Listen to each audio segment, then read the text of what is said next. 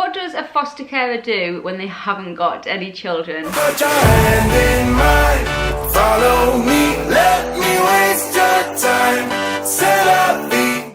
I am 1 week into no children. If you're new around here and you don't know, I am a single foster carer in the UK, and for the past year I have had 3 foster children with me, and they left more or less to the hour, like a week and an hour ago. They all went, well, they were from 2 different families, and some went like the day before, but we're a week into just listen. I can't remember the last time there was just silence in my house. I've got to say, I've really quite enjoyed the last week. I love fostering, I absolutely love it, but it's just been so nice for a little bit of peace. So the children left the last child left on Monday, and what I have really tried to do is make the most of this time of not having the children. There's certain things that I'm not able to do when I've got the children, like going out for a run or a walk in the morning. Like I really like getting up at like 6 o'clock before the sun rises, going out for a run, going out for a walk or something. And I'm not able to do that when I've got young children because I'm a single foster carer. And so I've been enjoying doing that.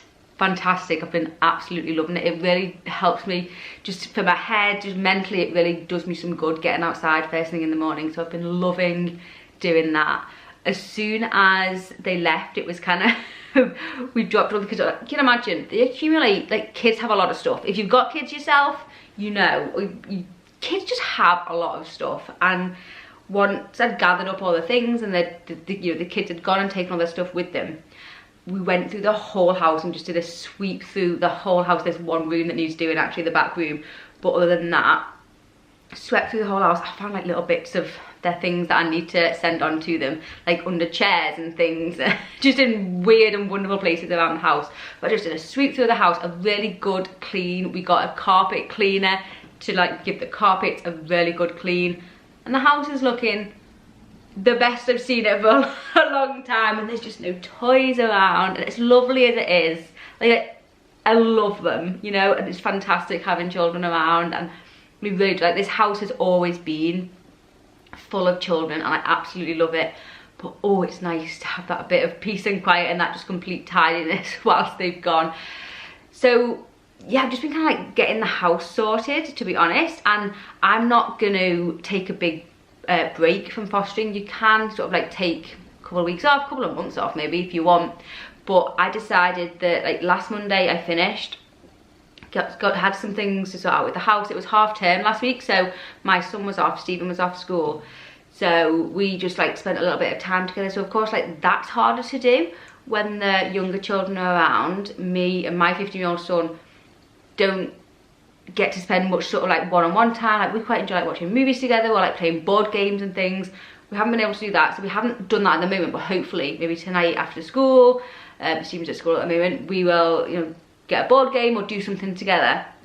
I sorted out obviously their bedrooms upstairs, cleaned through the bedrooms, cleaned their carpets when we had the carpet cleaner, and one of the beds was broken, so I've sourced a new cot bed. The problem with kind of fostering is that you need to be prepared for all eventualities. So for me, I can take 3 children, so I kind of need to have like, what I've got is I've got a cot in the loft, a toddler bed in one of the rooms, and a cot bed. And ideally what I want, well, I've sourced another one now, is another cot bed, so that they can, because I take younger children, so I'd like a cot for like if I get babies. But then I've got like 3 beds. Otherwise, it's like just a nightmare when you get a call and you're like, oh, I've not got a bed that they can fit in, or I've not got a car seat, or I've not got the things. So it's kind of just good to have those things. So bought a new bed, a cot bed that the new child, whenever they do arrive, can use. And of course we had to get away for a little bit. We contemplated staying in this country or where to go, what to do, and in the end I found some cheap flights to Italy. So we just went to Italy for a couple of days, and oh my goodness, that was just so nice. It was just wonderful. Honestly, like the weather was wonderful. We didn't go to, I was contemplating like going to Rome or going places, and I'm so glad we didn't do anything like that. We went to this place called Bari on the east coast of Italy, and like there kind of like wasn't really anything, well, no, there wasn't really anything to do, to be honest, but that's kind of what I wanted. I just wanted to like sit on the beach in the sun, have a little explore, just kind of relax, and it was so nice. We had a fantastic time. Just, I think we went for 3 nights. Wonderful, absolutely wonderful. And like going on holiday, it will always be this big thing with fostering, like trying to get a passport for a child, or just the permissions to go. It will always be like this big struggle. And for me, like I'm a big traveller, like I love travelling, and so it's kind of like this battle between fostering and travelling, and it's quite difficult. It will be quite difficult going forward, managing those two things. But yeah, we had a lovely few days, and now I am just like, Stephen's gone back to school today. Like today's like the back to normal day. Like Lara's back in work, so Lara was off. My sister, she was off for last week. Stephen's back in school, and it's like back to normal, and it's really weird. The house is just quiet. Like I'm in the house by myself all day. I have got some stuff. I went out of house, and so I'm sorting out the tenants have moved out. I'm in the process of changing tenants, and so I'm like sorting out the decoration of that house and bits and bobs that need doing on that house before the tenant moves in a couple of weeks. So I've got that I'm organising. It's taking up a little bit of time. I'm gonna get the car valeted because the kids made it a complete and utter mess. I was gonna swear them, but they made it a complete and utter mess. I'm gonna have a new rule for children, any subsequent children: no eating, no drinking in the car, because oh my goodness, they made it a mess. I'm gonna get the car valeted. I went to get my hair cut today, but I couldn't. I had a bit of an argument with the hairdresser, but whatever. I couldn't get my hair cut. I'm gonna get my hair cut whilst I've got no children, hopefully. It's just all those like little bits of things that I haven't managed to do whilst the kids have been around. The thing about it is what's weird, I don't know whether I said that I'm gonna go back on the vacancy list today. If I did, apologies, but I forgot what I've said already. I'm gonna go back on the vacancy list today. I could take longer if I wanted, but I mean there's no need to take any longer. I'm kind of well vested. I just needed a week just to, it was quite stressful. If you'd watched my other video about the children bridging, it was all quite stressful, and I had a bad sort of last 2 weeks or so with the children, just like logistically and things. It was quite difficult, and I was quite like, ugh.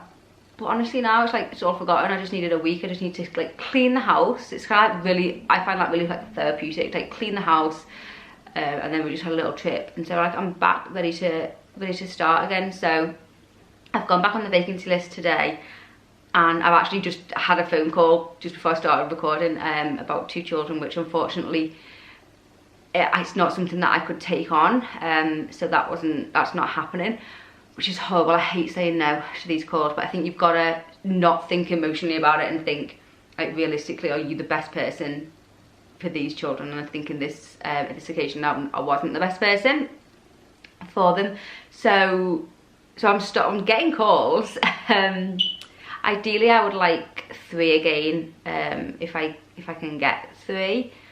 That sounds kind of horrible. I don't mean it to be like if I can get 3, you know what I mean. I want 3 children if I can, but we'll just see. It could be that someone, the thing that's just, it's so bizarre in terms of like how you organise your time, is that you just don't know. It could be that I don't get anyone until, because we're going to New York in New Year, so it could be that I don't know, but it could be that I don't get anyone until after New York, until the New Year. I can't imagine that will happen, but that could be the case. And so that's like, wow, that's like 2 months. If I've got 2 months off, that's just a whole different ball game. But then I could get a phone call literally now for 3 children, and they could be coming in an hour. It's a crazy kind of world to live in, and so I've got to make the most of the time. Wow, absolutely got to make the most of the time, because I don't know how much I'm going to get of it. It could be gone today. So we'll just see.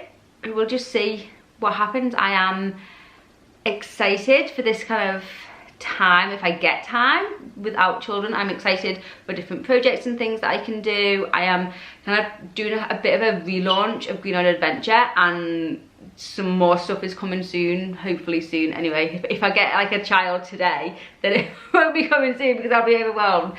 But yeah, whilst I haven't got children, I'm kind of like sorting out a website and things, so there's a lot of stuff going on there. And just kind of stuff with the house. We need like some new windows and doors, so I'm gonna get someone to come around for that. I actually do want to do a big like house reno. This house, we kind of semi-inherited it, semi-bought it. So it was my mum and dad's house, and it's just not how I want things, and I've got big plans for what I want doing. And there is just some general like roof work and things that need doing for the house, but I don't think we're gonna do it like this time, because you can't really do reno work with foster children. So I think we're gonna do like another lot of children, and then when they go, try and like save up some money. But it's all like, because you're working on like you can't be sure of anything, but sort of like, if say I get some children this week and then they're here for 6 months, sort of like we can save in that 6 months, and then we'll take a break from having children whilst we do renovations on the house. But it could be that I don't get anyone. It's all just kind of up in the air. It's a bit crazy, to be honest, but there's a lot to be getting on with. Like I'm not just sitting around doing nothing at all. I'm working very hard with various different things and just enjoying the time, and definitely making sure that I'm doing the things that I can't do when I've got children. I lie in bed in the mornings and I think, oh, you just can't bother getting out. Like, it's cold, and think, oh, I don't want to go outside for a walk, or, you know, go running or whatever. And I think, actually, Sarah, do you know what? If this could be the last morning you have the opportunity to do this, so you should do it, because otherwise you'll be peed off tomorrow if you can't go because you've got children. So it's actually quite a good motivator, to be honest. So that is what I'm doing whilst I have no children. It's just weird not knowing how it's, if you've not lived it, like if you're a foster carer, you will know this. It's just such a bizarre state to be in, that your life could just flip. I'd forgotten what this sort of stage was like. And you kind of just have to not think about it, because if you think about it too much, it's just like, you think, oh, all of a sudden, like 3 children could land on my doorstep in a couple of hours time that I have to take care of, and that then become a huge part of your life. Like the children that, I thought a cat had a mouse then. They brought one in last night into my bedroom. It wasn't good. I panicked.